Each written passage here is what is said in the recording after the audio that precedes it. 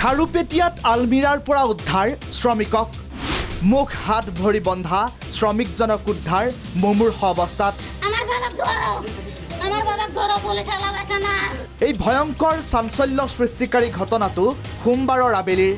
খাৰুপেটিয়া চহৰৰ হনুমান মন্দিৰৰ ওচৰৰ ৰড চিমেণ্টৰ গুদামৰ পকী আলমিৰাত উদ্ধাৰ শ্ৰমিকজনক ৰাইজ আৰু আৰক্ষীয়ে উদ্ধাৰ কৰা শ্ৰমিকজন ছাইদুৰ ৰহমান ছাইদুৰৰ ঘৰ খাৰুপেটিয়াৰ অচিনতলাত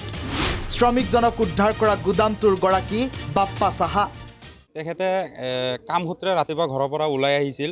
কিন্তু ওলাই অহাৰ পিছত ঘৰৰ মানুহে বিচাৰি নোপোৱা তাতে মানুহসকলে ঘৰৰ মানুহে পৰিয়ালৰ মানুহে তাতে বিচাৰি যোৱা দেখা পালে যে এই বাপ্পা সাহা নামৰ মানুহজনৰ ঘৰত এটা সন্দুকৰ ভিতৰত আলমাৰীৰ ভিতৰত হাত ভৰি আৰু মুখখন বান্ধি তাতে থৈ দিয়া আছে তাৰপিছত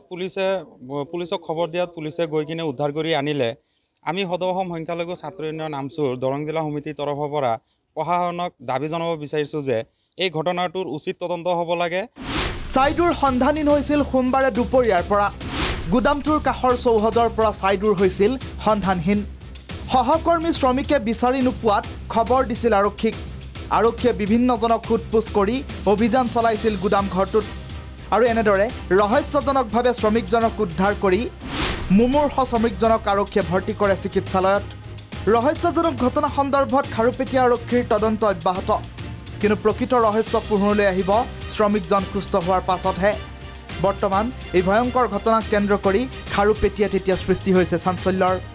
খাৰুপেটিয়াৰ পৰা আব্দুল আজিজৰ ৰিপৰ্ট প্ৰাগ নিউজ আমাৰ বাবা ঘৰ পুলিশ